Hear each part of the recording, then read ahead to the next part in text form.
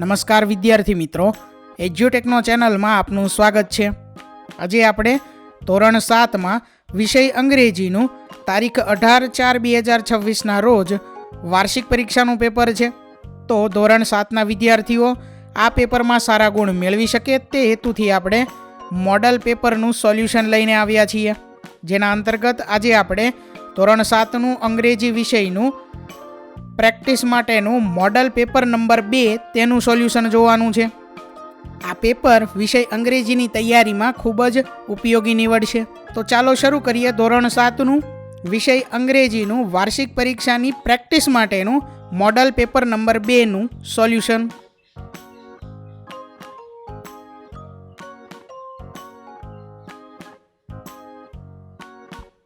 સૌથી પહેલા છે પ્રશ્ન નંબર 1, જેની સૂચના છે find out the related words. જેમાં પહેલું છે હોસ્પિટલ. તો હોસ્પિટલને લાગતો હોય તેવો શબ્દ, બરોબર, તેને રિલેટેડ શબ્દો થશે ડૉક્ટર, પેશન્ટ્સ. ત્યાર પછી બીજો શબ્દ છે ક્લાસરૂમ, તો તેને લાગુ પડતો હોય તેવા શબ્દ છે ચોક, ડસ્ટર. ત્યાર પછી પાર્ક, તો પ્લેગ્રાઉન્ડ, સ્લાઇડ્સ. ચોથો શબ્દ છે દિવાળી, તો ક્રેકર્સ, દિવાળી. પાંચમો શબ્દ છે પોલીસ સ્ટેશન, તો પોલીસ, થીફ. આગળ છે ત્યાર પછી પ્રશ્ન નંબર 2, જેની સૂચના છે select proper question from the options. પહેલું છે boys play football in the ground. Option છે ડુ ઓર ડઝ, તો અહીં આવશે do boys play football in the ground, આ મુજબ, બરોબર. ત્યાર પછી બીજું છે Reena reads books in the library, તો એમાં આવશે does Reena read books in the library. ત્યાર પછી એવી જ રીતે ત્રીજાની અંદર do children eat fruits in the morning. ત્યાર પછી ચોથાની અંદર આવશે does Mohan drink milk every day. પાંચમાની અંદર આવે do girls draw pictures in the class. ત્યાર પછી આગળ પ્રશ્ન નંબર 3, જેની સૂચના છે ફાઇન્ડ આઉટ કરેક્ટ સેન્ટેન્સીસ. એટલે કે સાચું વિધાન છે તે આપણે જવાબ તરીકે પસંદ કરવાનું છે. તો અહીં સાચું વિધાન છે Rita does not eat an apple. ત્યાર પછી બીજામાં આવશે he goes to school every day. ત્રીજાની અંદર જવાબ આવશે they eat fruits in the morning. ચોથા વિધાનમાં જવાબ છે Meena does not like tea in evening. પાંચમાની અંદર જવાબ આવશે he writes a letter to his friend.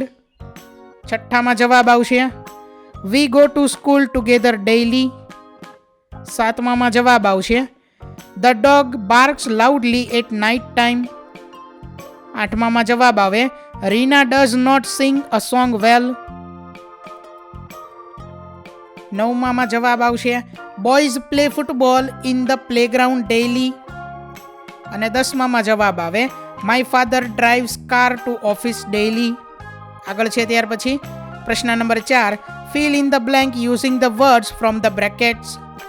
એટલે કે કાઉન્સમાં જે શબ્દો આપેલા છે તેનો ઉપયોગ કરી અને ખાલી જગ્યા પૂર્ણ કરવાની છે. પહેલી ખાલી જગ્યા છે ખાલી જગ્યા ઇઝ યોર બેસ્ટ ફ્રેન્ડ.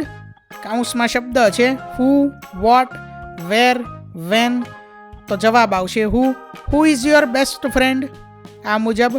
બીજી ખાલી જગ્યામાં આવશે what do you eat in the breakfast. ત્રીજી ખાલી જગ્યામાં આવશે when do you go to school. ત્યાર પછી ચોથી ખાલી જગ્યામાં આવશે where is your school located. પાંચમી ખાલી જગ્યાની અંદર આવશે who helps you in your homework. આગળ છે ત્યાર પછી પ્રશ્ન નંબર 5, જેની સૂચના છે read the paragraph and answer the questions.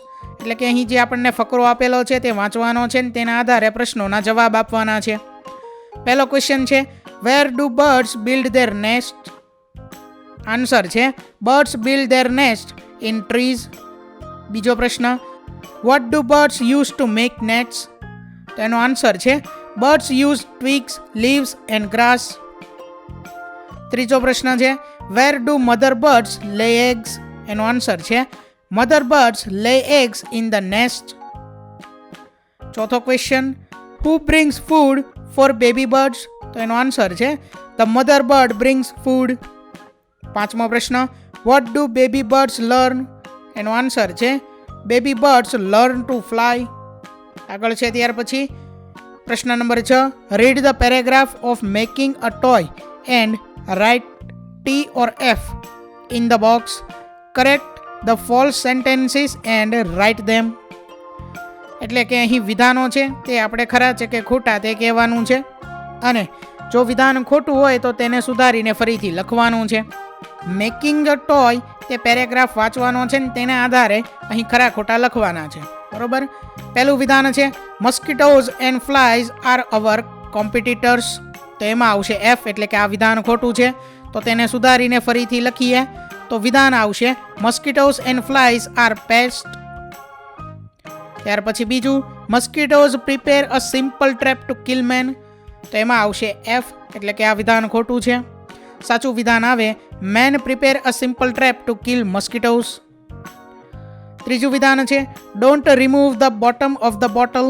તો એમાં આવશે T એટલે કે આ વિધાન ખરું છે. ચોથું વિધાન two parts of the bottle are attached. તો એમાં આવશે T. ત્યાર પછી પાંચમું વિધાન છે use scissors to cut the food items. તો આ વિધાન ખોટું છે એટલે તેમાં F આવશે. સાચું વિધાન છે use scissors to cut the bottle or sellotape. ત્યાર પછી આગળ પ્રશ્ન નંબર 7 જેની સૂચના છે select proper option from the brackets complete the dialogues. એટલે કે સંવાદ પૂર્ણ કરવાના છે. અહીં ખાલી જગ્યા છે તેમાં કૌંસમાંથી જે કંઈ આપણને વિકલ્પો આપેલા છે તેમાંથી યોગ્ય વિકલ્પો પસંદ કરી ખાલી જગ્યા પૂર્ણ કરી અને સંવાદ પૂર્ણ કરવાના છે. Riya says Mama good evening. Mama says good evening. Riya says I am feeling hungry. Will you give me some money. Mama says Riya how much money do you want. Riya says I want 10 rupees. ત્યાર પછી આગળ Mama says what will you buy. Riya says I will buy a chocolate. Mama says okay take this money. Riya says thank you Mama. Mama says welcome my dear. આગળ છે ત્યાર પછી પ્રશ્ન number 8 જેની સૂચના છે read the advertisement and answer the questions. એટલે કે અહીં જે એડવર્ટાઇઝમેન્ટ આપેલી છે તે વાંચવાની છે અને તેના આધારે પ્રશ્નોના જવાબ લખવાના છે. પહેલો પ્રશ્ન છે what is the weight of the honey. તો એનો આન્સર છે the weight of the honey is 250 grams. બીજો ક્વેશ્ચન છે where is Girnar Ayurvedic farm located. તો એનો આન્સર છે Girnar Ayurvedic farm is located in Junagadh Gujarat. ત્રીજો પ્રશ્ન છે when was this honey packed. તો એનો આન્સર છે this honey was packed in January 2026. ચોથો પ્રશ્ન છે how much money will you pay to buy this honey. તો એનો આન્સર છે I will pay 150 to buy this honey. પાંચમો પ્રશ્ન છે is Girnar pure honey available in Gujarat. તો એનો આન્સર છે yes Girnar pure honey is available in Gujarat. આગળ છે ત્યાર પછી પ્રશ્ન number 9 look at the map describe it. એટલે કે અહીં જે આપણને નકશો આપેલો છે જે સ્કૂલનો નકશો છે શાળાનો નકશો છે તેનો અભ્યાસ કરવાનો છે અને તેનું વર્ણન અહીં કરવાનું છે. વિદ્યાર્થી મિત્રો આ નકશાના આધારે વર્ણન તમે જાતે લખી શકો છો. અહીં અમે જે વર્ણન લખેલું છે તે જોઈએ. જેમાં પહેલું વિધાન છે this is a map of a modern school. બીજું there is a large sports complex located in the center of the school. ત્રીજું વિધાન છે the office is situated near the main entrance for easy access.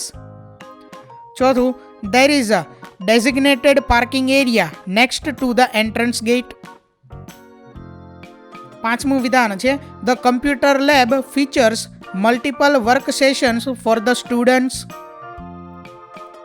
છઠ્ઠું વિધાન છે the library is filled with bookshelves and educational tools like a globe.